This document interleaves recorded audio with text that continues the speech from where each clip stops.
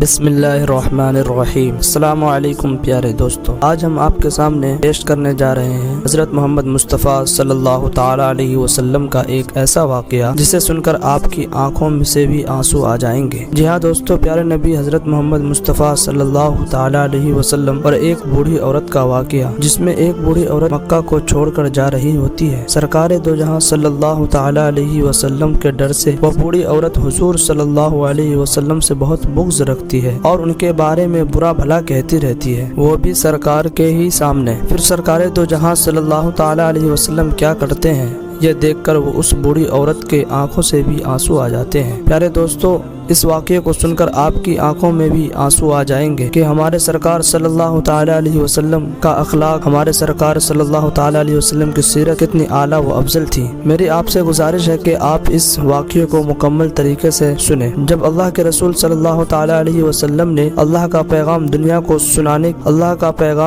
سنایا کہ اللہ کے سوا کوئی عبادت کے لائق نہیں ہے، اللہ ہی معبود ہے اور میں محمد اللہ کا رسول ہوں، تو یہ سن کر مکہ والے اللہ کے رسول صلی اللہ تعالی علیہ وسلم پر ظلم کرنے لگے، ان کی توہین کرنے لگے اور پتھر مارنے لگے، کوئی جادوگر کہنے لگا۔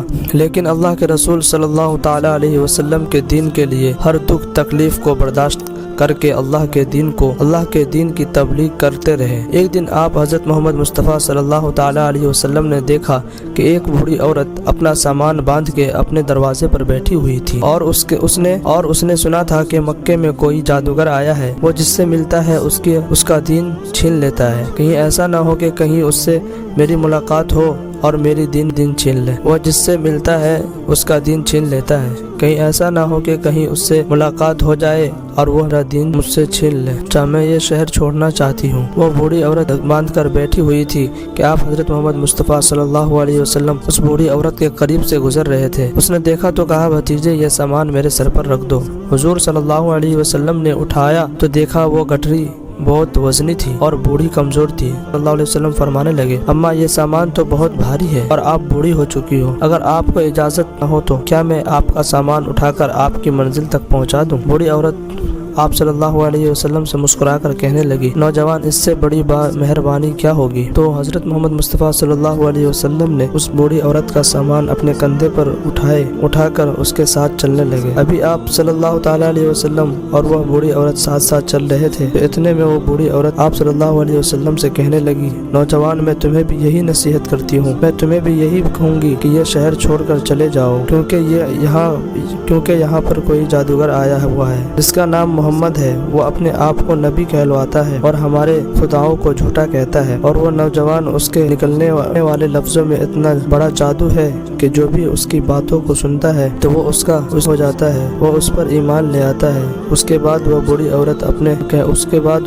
عورت کہنے لگی، نوجوان شخص میں نے پوری زندگی اپنی بتوں کی عبادت کی ہے، میں یہ نہیں چاہتی کہ اب آخری وقت میں اپنے خداؤں سے غافل ہو کر اس جادوگر کی باتوں میں آ جاؤں۔ اس طرح پورا راستہ وہ بوڑھی عورت اللہ کے رسول صلی اللہ علیہ وسلم کی توہین کرتی رہی، انہیں برا بھلا کہتی رہی، اور اللہ کے رسول صلی اللہ تعالی علیہ وسلم پورے راستے اس بوڑھی عورت کا سامان اپنے کندھے پر اٹھا کر خاموشی کے ساتھ اسے سنتے رہے۔ جب اس بوڑھی عورت کی منزل آ پہنچی تو اللہ کے رسول صلی اللہ علیہ وسلم نے اس کا سامان اس کے سپرد کیا اور آپ صلی اللہ علیہ وسلم وہاں سے آنے لگے تو وہ بوڑھی عورت پوچھنے لگی، نوجوان کون ہو تم نے اپنا نام تو بتایا ہی نہیں۔ تو حضور پاک صلی اللہ علیہ وسلم نے فرمایا کہ اماں نام میں کیا رکھا ہے، آپ کا کام ہو گیا، بس یہی شکر ہے۔ پھر سے وہ بوڑھی عورت کہنے لگی، نہیں تم مجھے اپنا نام بتاؤ، میں اپنے گھر والوں کو بتاؤں گی کہ یہ نوجوان شخص مجھے ایسا بھی ملا تھا جس نے میری مدد کی۔ اللہ کے رسول صلی اللہ علیہ وسلم نے فرمایا، اماں پورا راستہ جس محمد کی تم توہین